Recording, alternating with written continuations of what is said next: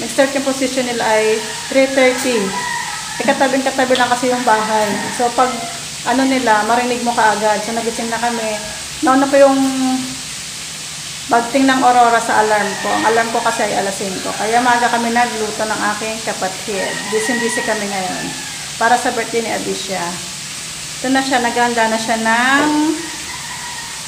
siya ng hotdog on stick. Malinis kamay ko, guys. Very, very clean. Ayan, nagagawa na siya. Kasi batang kakain. Ayan, kasi batang kakain. Siyempre, kailangan malinis ang ating mga kamay. Hugas muna. Ayan.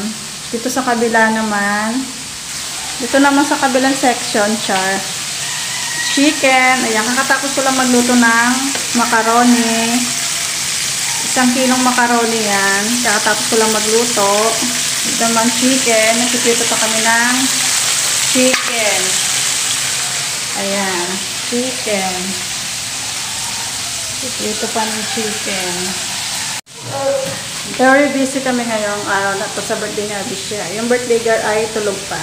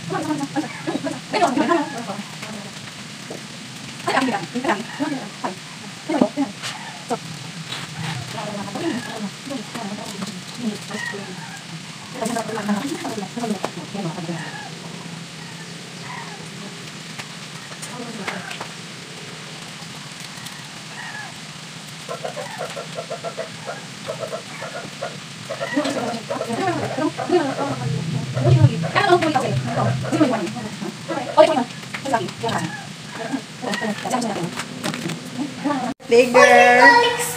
Sing na ang birthday girl. Happy birthday, nak. Ano hawakan yung ano? Ayan na. Ayan na siya. Ayan ang pagkain. Ito na ang kanilang pagkain. Chicken na lang hinihintay. Kulang pa ng chicken kasi nagpiprito pa kami. Ayan. Ito ang kanilang food. Wala pang ibang manok kasi nagpiprito pa ako. Ayan. Yung iba meron na. Unti na lang naman yung wala pa. Ayan. Meron na doon. Yan ang birthday girl. Kumakain na sila ni Ate Aki kasi may pasok pa sila. Ayoko. Ayan. Ayoko sa mga school.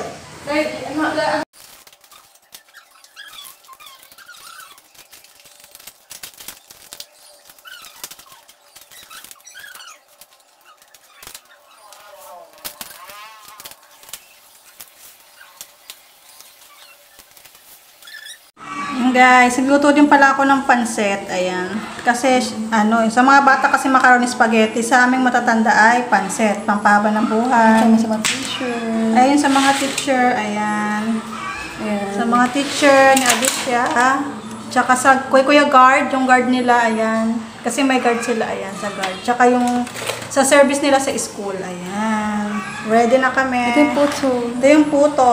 Special. Ginawa ni Kati, puto, special niya, puto, ayan. Ready na kami. Ito yung mga dadalhin sa school, naka-prepare na. Nalabas na lang yung juice sa rep at saka yung kanyang cake. And then, we're done.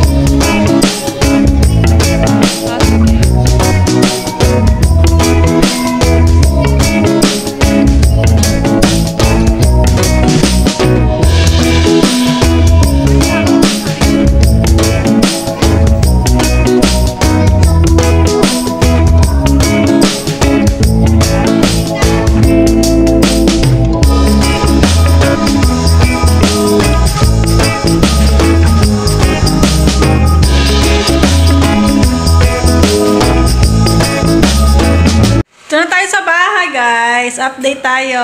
Karating lang namin. Grabe ang init sa labas. 30 minutes yung ano ni Abisha party niya. Pumunta kami doon ay 9:15 or 9:10. Pagdating namin doon nagkaklase pa sila. So, ayun. Pagdating namin tuwang-tuwa yung mga bata. 30 minutes lang yung ano niya birthday celebrant niya. Hindi na ako masyado nakapag-video kasi nga yung mga bata nagkagulo na tuwang-tuwa sila. So, ayun guys, nakaraos din ang birthday ni Abisha. Nakakapagod pero okay lang. Basta para sa ating anak, maging masaya lang. So, ayun guys, thank you!